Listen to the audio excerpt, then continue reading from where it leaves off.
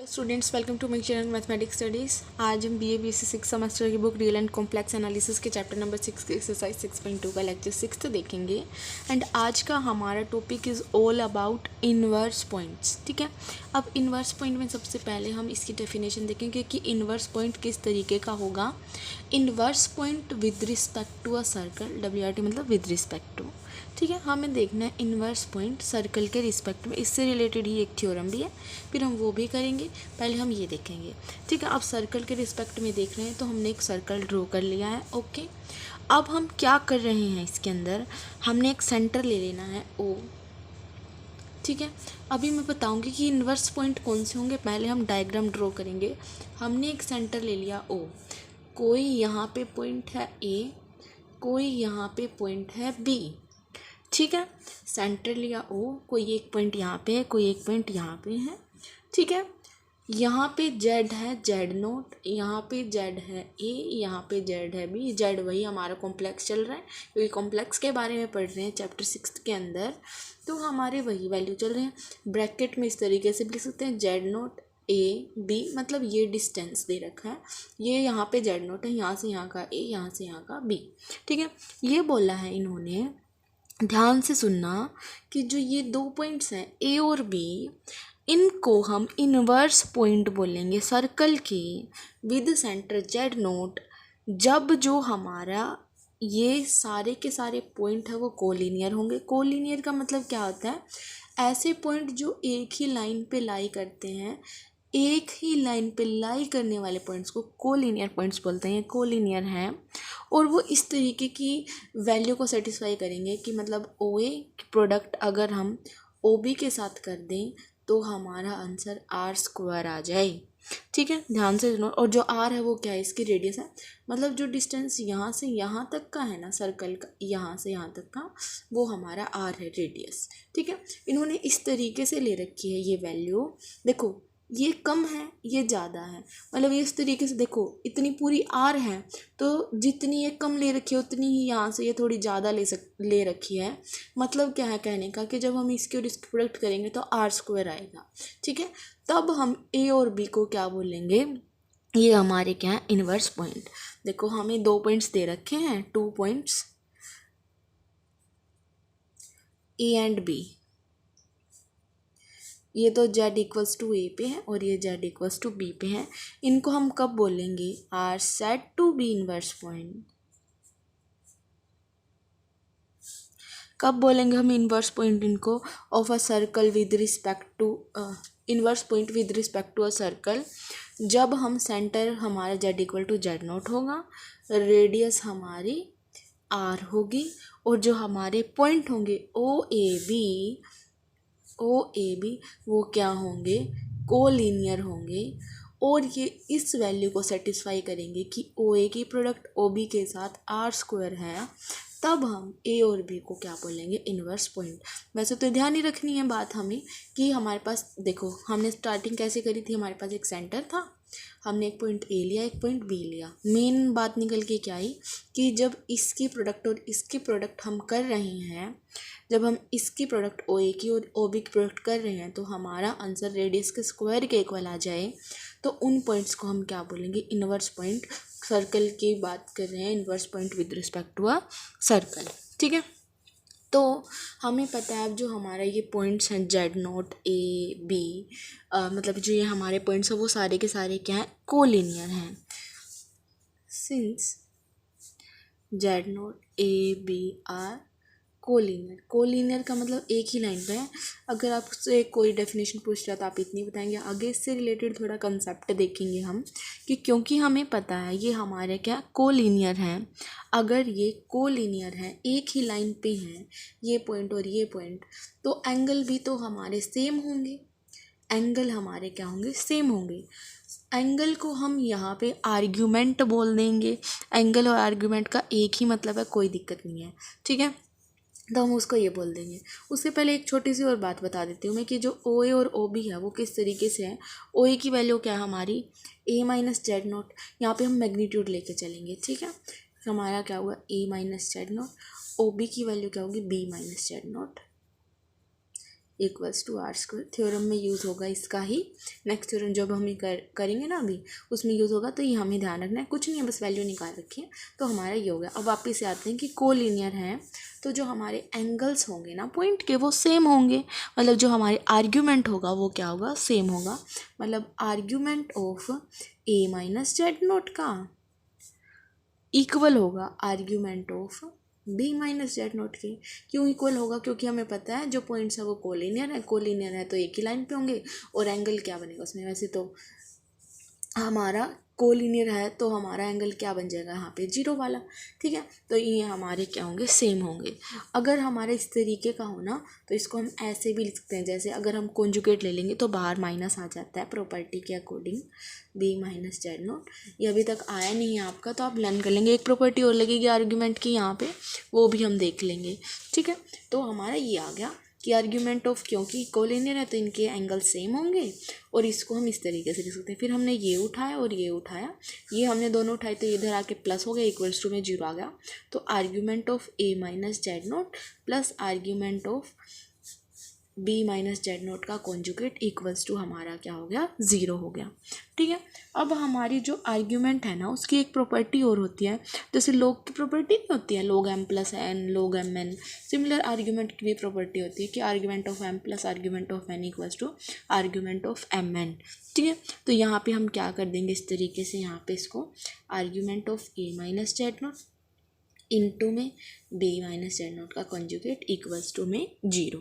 ठीक है, अब जो आर्ग्यूमेंट है वो किस तरीके से निकलता है, वैसे ये बात अभी यूज़ तो नहीं होगी लेकिन फिर भी मैं बता ही देती हूँ कि जैसे हमारे पास Z is equal to X plus iota Y होता है। ठीक है, इस तरीके से होती है हमारी वैल्यू, ये तो एक्स एक्सिस होती है, ये वाई एक्सिस होती है। जैसे मैंने ये वाई ले लिया इस तरीके से, तो ये क्या हो जाता है हमारा एक्स प्लस आयोटा वाई।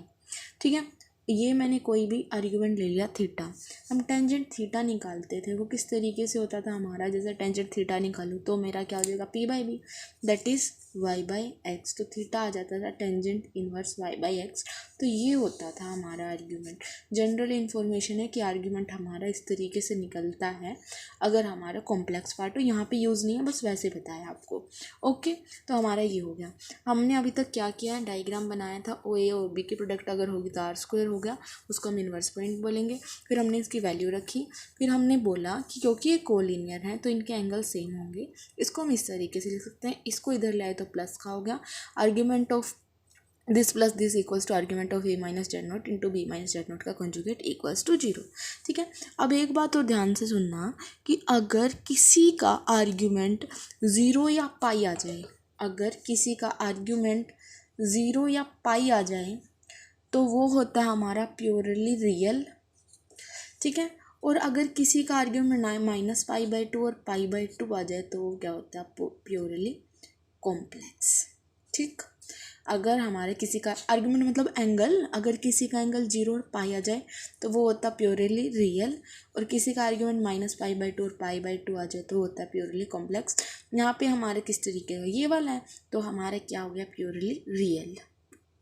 तो हम यहाँ पे लिख देंगे कि जो हमारा ए माइनस जेड नोट और बी माइनस जेड नोट हो गया वो क्या है, प्योरली रियल है। ठीक है, ये हमने लिख दिया क्योंकि हमारा argument of this equals to zero था, इस वजह से ये हमारा प्योरली रियल हो गया।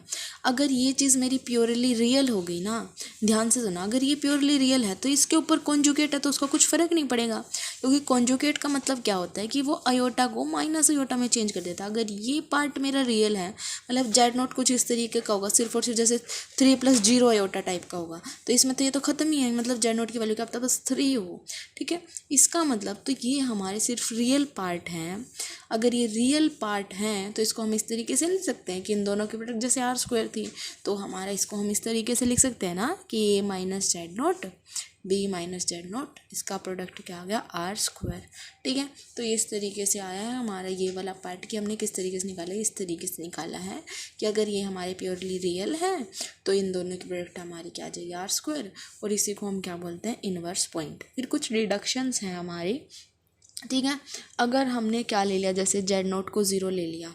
ठीक है, अगर मैंने जेड नोट को ज़ीरो ले लिया तो ए बी की प्रोडक्ट क्या हो जाएगी, मतलब जेड नोट को मैंने अगर ज़ीरो ले लिया तो ए बी कॉन्जुगेट की प्रोडक्ट क्या हो जाएगी, आर स्क्वायर। ठीक है, सिमिलर मतलब इसी तरीके से आपको कुछ वैल्यूज़ और ले रखी हैं।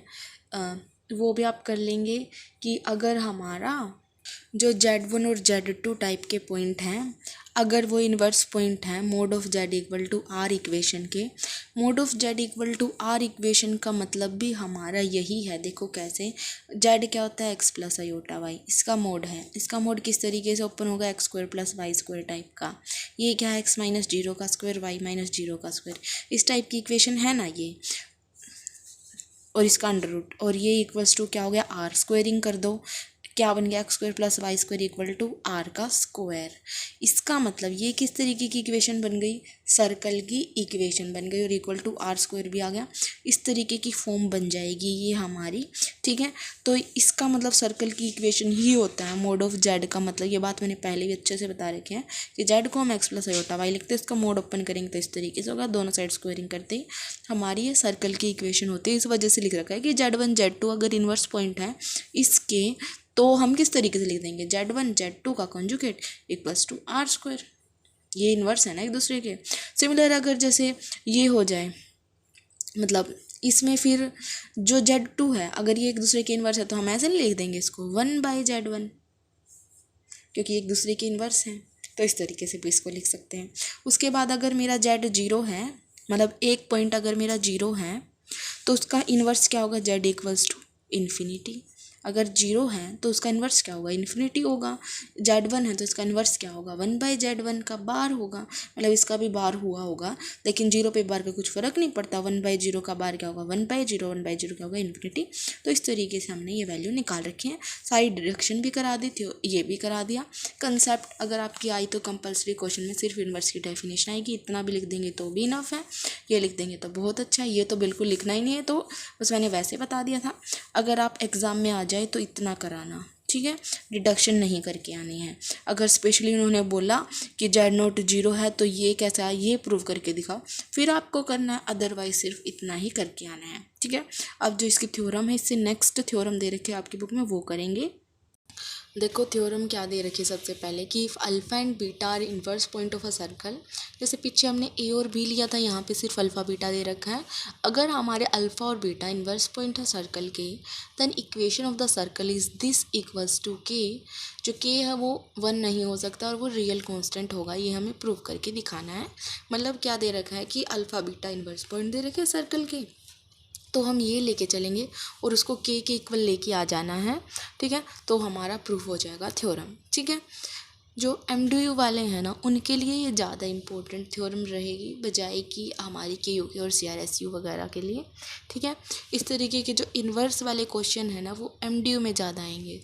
अब देखो क्या है, इसके अंदर सबसे पहले हमें 2 इन्वर्स पॉइंट दे रखे हैं, इन्वर्स पॉइंट दे रखे हैं, तो अभी जो डेफिनेशन इन्वर्स के बारे में पढ़ी है वो सब कुछ हम लिख देंगे कि since alpha and beta are inverse point of a circle, अगर inverse point with respect to circle, तो हम क्या लिख सकते हैं, जैसे वही डायग्राम उसी तरीके का बना देना कि Z minus Z naught equals to R, जो हमारा OA और OB की प्रोडक्ट है वो होगी R स्क्वायर, ठीक है। बस जो डायग्राम था ना उसमें A और B की जगह अल्फ़ा और बीटा कर देना, बाकी वही है सब कुछ, तो हमारा इक्वल्स टू R स्क्वायर हो गया, ठीक है।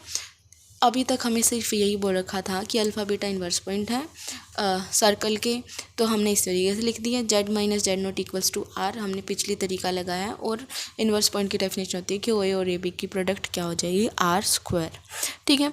तो हमने यहाँ पे क्या किया है, जो ये OA की वैल्यू है ना, OA की वैल्यू वो हमने लेट कर ली है कि वो वैल्यू हमने मान ली let OA equals to B, ठीक है। और तो अगर OA B मान ली तो OB क्या आ जाएगा, R स्क्वायर अपॉन B आ जाएगा। वैसे OA अगर मैं निकालूँ तो वो हमारा क्या होता है, जैसे ये हो गया था हमारा O पॉइंट, ये हो गया था मेरा A पॉइंट, ये हो गया था B, ये अल्फ़ा, ये बीटा, ये जेड नोट, ठीक है। इस तरीके से ही कराया मैंने आपको। तो अगर मैं OA निकालूँ तो क्या हो जाएगा, वो मेरा अल्फ़ा माइनस जेड नोट का मोड, ठीक है, mod of alpha minus Z naught. OB क्या हो जाएगा, mod of beta minus Z naught equals to R square. अब मैं एक जो बात बताऊंगी ना आपको, वो आपको एग्ज़ाम में तो नहीं करके आनी, लेकिन आपको ध्यान रहेगा कि इन्होंने बुक में लिख कैसे रखा है। ये सीधी value alpha minus Z naught है इस तरीके से, ठीक है। ये हमने मान रखा है B, mode of alpha minus Z not हमने माना है बी। और जो आपकी बुक है उसके अंदर डायरेक्ट ये लिख रखा है कि alpha minus Z naught equals to B E की आयोटा लैम्डा। ठीक है, अब ये इससे हमने ये किस तरीके से लिख रखा है मैं ये बता रही हूँ आपको। देखो, जो मोड ऑफ ई की आयोटा लैम्डा होता है ना, वो देखो ई की आयोटा लैम्डा क्या होगा, cos lambda plus iota sine lambda, ये होगा। अगर इसका मोड ओपन करते हैं तो क्या होता है, cos square lambda plus sine square lambda, जैसे एक्स प्लस आयोटा वाई होता है under root of X square plus Y square, इस तरीके से ये हो जाएगा। तो ये क्या आ गया हमारा, 1 आ गया। मतलब मोड ऑफ ई की आयोटा लैम्डा हमारा क्या आ जाता है, 1 आ जाता है। तो इसको मैं ऐसे लिख दूँ, कोई दिक्कत नहीं है। अब मोड हटाएंगे तो हमारा ये बन जाएगा। तो alpha minus Z naught equal to B E की आयोटा लैम्डा लिख रखा है। अगर हम पोलर टाइप की फॉर्म में लिखते हैं तो इस तरीके की टर्म को हम ऐसे लिख सकते हैं। तो हमने ऐसे लिख दिया इसको। अभी आपको पता चल गया कि इसको हमने ऐसे कैसे लिख दिया है, लेकिन आपको ध्यान रखना है कि फिर ऐसे लिख देंगे। मैंने आपको बता दिया कि कैसे लिखते हैं। तो जो हमारा अल्फ़ा माइनस जेड नॉट है वो हमने ले लिया बी की आयोटा लैम्डा। ठीक है, और जो जैसे यही हमने बीटा माइनस जेड नॉट लेंगे तो वो हमारा क्या हो जाएगा, जैसे ये वैल्यू आई थी R square by B E की आयोटा लैम्डा। जो हमारा ये जो एंगल है ना लैम्डा, वो सेम होगा क्योंकि ये कोलिनियर हैं, एक ही पे हैं, तो इनका एंगल सेम होगा। तो हमने यहाँ लैम्डा लिया तो हम यहाँ भी क्या लेंगे, लैम्डा लेंगे। ठीक है, अब हम क्या कर रहे हैं, कोई भी अनदर पॉइंट उठा लिया, जैसे सर्कल में कहीं भी यहाँ से इस तरीके का पॉइंट उठा लिया जिसकी रेडियस तो आ रही है। ठीक है, तो हमने कोई भी दूसरा पॉइंट उठा लिया। क्यों उठाया मैंने दूसरा पॉइंट, क्योंकि क्वेश्चन की रिक्वायरमेंट हमें इस तरीके की वैल्यू चाहिए। इसके अंदर पुट करने के लिए जेड माइनस अल्फा और जेड माइनस बीटा टाइप की वैल्यू चाहिए। ठीक है, तो क्वेश्चन की रिक्वायरमेंट के अकॉर्डिंग हमें एक जेड मानना पड़ेगा, कोई अनदर पॉइंट, तो वो हमने मान लिया जेड। ठीक है, नाउ एनी पॉइंट ओन हमारा अगर हमने लिया है जेड, तो जेड माइनस जेड नोट हमारा क्या हो जाएगा, आर हो जाएगा। Mod of Z minus Z note क्या हो गया, आर हो गया। सिमिलर जब हम इसको ओपन करेंगे तो हमारा Z minus Z note are E की आयोटा। अब लैम्डा तो हम ले नहीं सकते क्योंकि ये तो कोलिनियर थे, इनके तो एंगल सेम थे। ये थोड़ा ना इसके कोलिनियर, ये कोई इसकी लाइन पे हमने थोड़ा ना लिया, अलग लिया कोई भी पॉइंट, तो यहाँ पे एंगल हो जाएगा हमारा अलग। तो ये एंगल मैंने क्या मान लिया, थीटा एंगल मान लिया। ठीक है, तो जेड माइनस जेड नोट क्या आ गया, आर ई की आयोटा थीटा। अगर मैं यहाँ से जेड की वैल्यू निकाल लूँ तो क्या हो जाएगा, Z naught plus R E की आयोटा थीटा। ठीक है, अब कुछ नहीं बचा, सिर्फ इस थ्योरम के अंदर कैलकुलेशन पार्ट बच गया है। अभी तक जो किया वो समझ आना चाहिए। अल्फ़ा और बीटा इन्वर्स पॉइंट थे, ये हमारी बात हो गई थी। अगर अल्फ़ा और बीटा हमारे इन्वर्स पॉइंट हैं तो हमने इसको छोड़ दो, ये मैंने आपको बता दिया था कि ओ ए और ए बी क्या हो जाएगा, आर स्क्वायर हो जाएगा। फिर इसकी वैल्यू ये इस तरीके से थी, लेकिन इसको जब हमने सॉल्व किया तो ये आ गया और ये आ गया। ठीक है, फिर हमने अभी मैंने आपको ये बता दिया, ये लाइन स्टार्टिंग में लिख देना, लेकिन समझ आपको यहाँ आ गई है कि हमने किस तरीके से लिया है। ये जेड रिक्वायरमेंट थी, क्वेश्चन के अकॉर्डिंग हमने ये ले लिया। फिर मोड ऑफ ये लेना था ना, फिर हमारा ये हो गया और ये आ गया इतना तक। ठीक है, अब हमें क्या निकालना है, हमें निकालना है ये Z minus alpha upon Z minus beta. ठीक है, तो हम लेके चलेंगे Z minus alpha upon Z minus beta. ठीक है, जेड की वैल्यू पुट कर देंगे, Z naught plus R E की आयोटा थीटा। अब माइनस ऑफ अल्फ़ा और जेड की value Z naught plus R E की iota theta minus of beta, इतना आ गया हमारा। ठीक है, उसके बाद हमने क्या करना है, इसके अंदर ये अल्फ़ा और जेड नोट इकट्ठे कर लो और बीटा और जेड नोट इकट्ठे कर लो। क्यों इकट्ठे कर लें, क्योंकि हमें इनकी इस टाइप की वैल्यू पता है, इस वजह से। ठीक है, तो हमने ये इकट्ठे कर लिए, Z naught minus alpha plus R E की iota theta upon Z naught minus beta R E की आयोटा थीटा। इस तरीके से आ गया हमारा। अब ये तो क्या है, जेड नोट माइनस अल्फ़ा, हमें वैल्यू पता है अल्फ़ा माइनस जेड नोट की, तो जेड नोट माइनस अल्फ़ा आएगा माइनस ऑफ बी ई की आयोटा लैम्डा यहाँ पे, और जेड नोट माइनस बीटा की वैल्यू क्या आ जाएगी, minus of R square upon B E की आयोटा लैम्डा। तो ये वैल्यू हम इनकी जगह यहाँ पे पुट कर देंगे। देखो ये आ गया। उसके बाद हमने क्या किया, इसको नॉर्मल मतलब इस तरीके से लिख लिया, ये माइनस ऑफ बी ई की आयोटा लैम्डा अपॉन में आर ई की iota theta minus of R square B E की आयोटा लैम्डा। यहाँ ले दो हमारा एलसीएम, तो ये आ जाएगा आर ई की iota theta minus of B E की iota lambda B R E की iota theta minus of R square E की आयोटा लैम्डा, बाय में बी आएगा ऊपर पलट जाएगा तो हमारा बी आ गया यहाँ पे, क्योंकि मोड ऑफ बी ही हो जाएगा।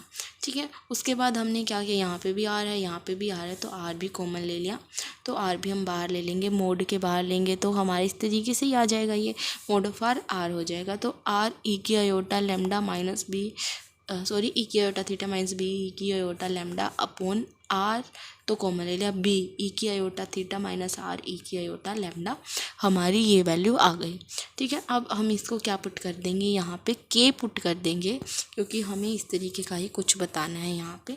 तो जो ये कांस्टेंट टर्म है बी बाय आर, और हमें चाहिए भी के कांस्टेंट है, तो हमने लेट कर लिया जो ये बी बाय आर है वो क्या है के, तो हम बी बाय आर को के रख देंगे, यहाँ पे लेट है ये। ठीक है, तो हमारा यहाँ पे हम लिख देंगे के, तो हमारे इस तरीके से आ गया Z minus alpha upon Z minus beta equals to K R. E की आयोटा थीटा क्या होता है, जैसे cos theta plus iota sine theta इस तरीके से होती है। सिमिलर हमारे ई की आयोटा लैम्डा क्या होगा, cos lambda plus iota sine lambda. Similar हम यहाँ पे भी कर सकते हैं, तो हम ये करेंगे इस तरीके से, यहाँ पे फॉर्मूलाज पुट कर देंगे। देखो ये लिख दिया यहाँ पे इस तरीके से, कोस theta plus iota sine theta, ये वाला फॉर्मूला लगा दिया। फिर ये आर कोस थीटा और बी साइन कोस लैम्डा इकट्ठे कर लिया, आयोटा वाली टर्म में आयोटा कॉमन लेके ये लिख दिया। सिमिलर हमने ये लिख दिया, तो हमारा ये हो गया। अब जैसे mod of X plus iota Y होता है, तो उसको हम कैसे लिखते हैं, इस तरीके से लिखते हैं कि X square plus Y square type से इसका मैग्नीट्यूड जब ओपन करते हैं तो इसी तरीके से लेते हैं ना हम, X square plus Y square, और इसका रूट यही पढ़ाया था मैंने पीछे भी आपको, तो हमारा ये हो गया था। अब जैसे ये टर्म है हमारी, बस एक्स की जगह ये है और वाई की जगह हमारा ये है, तो जब हम इसको सॉल्व करेंगे तो वो हमारे इसी तरीके का बनेगा कुछ कुछ। तो इसको सॉल्व करते हैं हम यहाँ पे, तो ये हो गया हमारे इस तरीके से के, इसको सॉल्व करेंगे तो क्या होगा, under root of R square cos square theta plus B square cos square lambda, plus हमने क्या किया, इसका स्क्वायर कर दिया, प्लस मतलब इसका स्क्वायर, जैसे हमारा क्या होता है X square plus Y square, अब हम क्या करेंगे, पहले एक्स स्क्वायर करेंगे और फिर वाई स्क्वायर करेंगे, तो इसका स्क्वायर करेंगे तो A square plus B square minus 2ab हो जाएगा, तो minus of 2rb cos theta cos lambda.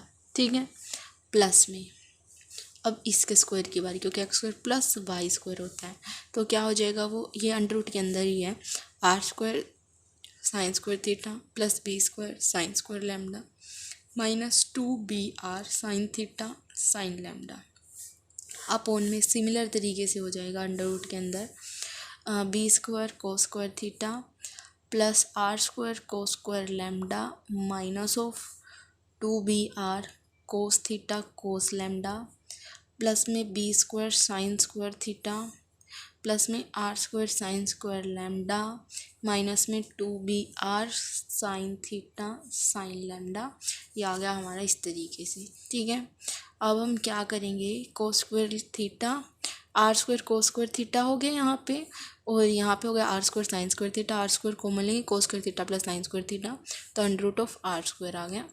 ये हमारा हो जाएगा B square cos square lambda B square sine square lambda, common लेंगे बी स्क्वायर आ जाएगा बाहर और cos square lambda plus sine square lambda. ठीक है, ये हमारा क्या होगा, माइनस ऑफ 2br बाहर आ गया, ये हो गया cos theta cos lambda minus sine theta sine lambda, ये आ गया। अपॉन में हमारा क्या होगा, B square cos square theta और हमारा यहाँ पे B square sine square theta, तो B square plus R square minus 2br common cos theta cos lambda minus sine theta sine lambda, इस तरीके से आगे आपकी बुक में आगे फर्दर सॉल्व कर रखा है। हमारी ये दोनों टर्म सेम आ गई, तो हम यहीं पे कैंसिल कर देते हैं, ये हमारा क्या आ गया, के आ गया, और यही हमें क्या करना था, इस थ्योरम के अंदर प्रूफ करना था, तो हमने ये इस तरीके से कर दिया प्रूफ। तो ये थी आपकी थ्योरम इन्वर्स वाले की। ठीक है, अब हम करते हैं इसकी नेक्स्ट थ्योरम, जो कि इन्वर्स से रिलेटेड नहीं है, मोबियस ट्रांसफॉर्मेशन वाली थ्योरम है, तो अब हम वो कर लेते हैं। देखो थ्योरम क्या है कि prove that every Mobius transformation maps circle और स्ट्रेट लाइन इनटू सर्कल और स्ट्रेट लाइन।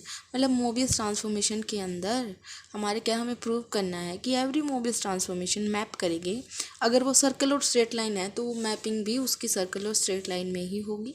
ठीक है, जो इक्वेशन ऑफ सर्कल है विद अल्फा एंड बीटा अभी करवाइए, Z minus alpha upon Z minus beta equals to K, अगर के नॉट इक्वल्स टू 1 सर्कल की बात है। अगर यही बात स्ट्रेट लाइन की है तो यहाँ पे के की वैल्यू 1 हो जाती है। ठीक है, अब मुझे इस वैल्यू के अंदर यूज़ करने के लिए मोबियस ट्रांसफॉर्मेशन के अंदर से जेड की वैल्यू निकालनी है। मोबियस ट्रांसफॉर्मेशन मैंने आपको ऑलरेडी पढ़ा रखी है, W equals to A Z plus B upon C Z plus B, जहाँ पे A D minus B C not equals to 0 होते हैं। ठीक है, तो हमारा ये आ गया। यहाँ से अब हम क्या करेंगे, जेड की वैल्यू निकालेंगे रीअरेंज करके, इसकी प्रोडक्ट इसके साथ कर दो, C W Z plus W D equals to A Z plus B. इसकी प्रोडक्ट बस इस साइड करी है, W D equals to A minus C W Z, इधर आ जाएगा माइनस का डी, ये हो गया। उसके बाद हम क्या करेंगे, यहाँ पे इधर आ जाएगा, ये हमारा ए जेड प्लस बी है तो ये बी आ जाएगा। यहाँ से अगर हम जेड की वैल्यू निकालेंगे तो हमारा क्या आ गया, D W minus B upon में minus of C W plus A, ये वाली बाय में आ गई, ये वाली यहाँ पे लिख दी, यही लिख रखा है जेड। तो मेरा कहने का मतलब था कि हमने रीअरेंज करा तो इसमें से ही जेड निकाला है, कहीं ये आप लर्न करने बैठ जाओ। ठीक है, तो हमारा ये आ गया यहाँ से जेड की वैल्यू। अब जो ये जेड आया है वो इसके अंदर पुट कर देना यहाँ पे, तो हमने माइनस ये वैल्यू पुट करी माइनस अल्फा अपन ये वैल्यू पुट करी माइनस बीटा इक्वल्स टू के, एल्शियम ले लेना हमें, तो हमारी ये इस तरीके से बन जाएगा। देखो C W plus A into alpha D W minus B, similar नीचे C W plus A into beta D W minus B. फिर जो डब्ल्यू वाली टर्म्स है उसमें से डब्ल्यू कॉमन ले लेंगे, कॉन्स्टेंट टर्म इस तरीके से लिख लेंगे। सिमिलर यहाँ पे भी डब्ल्यू वाली टर्म आ जाएंगे, उसमें से डब्ल्यू कॉमन ले लेंगे और ये लिख लेंगे। एल्शियम लेके देखना बिल्कुल ईजिली निकल जाएगा। ठीक है, अगर फिर भी कोई दिक्कत आए तो मुझे बता देना। फिर उसके बाद हमने क्या किया, डी प्लस सी अल्फ़ा अगर हम ऊपर से कॉमन लेंगे तो यहाँ पे W minus A alpha plus B upon D plus C alpha बच जाएगा।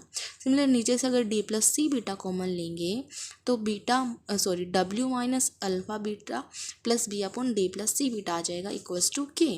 तो हमने क्या किया, इस वाली टर्म को अल्फ़ा डैश मान लिया, इस वाली टर्म को बीटा डैश मान लिया और ये इक्वल्स टू के चल रहा था, तो W minus alpha dash upon W minus beta dash equal to K into ये वाली टर्म उधर चली गई, ये टर्म बाई में आ गई, तो K into C beta plus D upon में डी प्लस सी अल्फ़ा, जहाँ पे अल्फ़ा डैश ये माना है और बीटा डैश ये माना है। ठीक है, तो हमने ये कर दिया यहाँ पे। फिर हमने लिखा अगर z इक्वल्स टू अल्फ़ा पे है ये वैल्यू तो ए Z plus B upon C Z plus D हो गया, ए Z plus B upon C Z plus D हो गया। मतलब ये क्या हो गया, एक तरीके से हमारी मोबियस ट्रांसफॉर्मेशन ही हो गई। ठीक है, तो हमारा क्या क्या W minus alpha dash upon W minus beta dash, ये सारी टर्म किस तरीके की टाइप की हैं, कॉन्स्टेंट टाइप के, तो हमने अनदर कॉन्स्टेंट के डैश मान लिया, तो इस तरीके का हो गया। ठीक है, तो हमारा जब हम मैप करके देखेंगे तो जो हमारा सर्कल है वो सर्कल को मैप करेगा इस इक्वेशन से, और स्ट्रेट लाइन को मैप करेगी। तो हमारी ये थ्योरम हो गई प्रूफ। कुछ नहीं था, इन्वर्स वाली वैल्यू ली, उसके बाद हमने क्या लेना, मोबियस ट्रांसफॉर्मेशन, यहाँ से जेड की वैल्यू निकाल के इसमें पुट कर देना, इसको फिर कांस्टेंट बना देना। बिल्कुल इजी थ्योरम, इजीली हो जाएगी और इम्पोर्टेंट भी है। ठीक है, उसके बाद नेक्स्ट लेक्चर के अंदर मैं एग्जांपल करा दूंगी और फिर एक लेक्चर मैं दूंगी आपको कन्फॉर्मल मैपिंग का। ठीक है, उसकी जो थ्योरम है वो भी काफ़ी इंपॉर्टेंट है, वो हम नहीं छोड़ेंगे बिल्कुल भी, और फिर इसकी एक्सरसाइज के क्वेश्चन और फिर ये चैप्टर ख़त्म हो जाएगा। Okay, thank you guys for watching my video, please do like share subscribe to my channel. Thank you so much.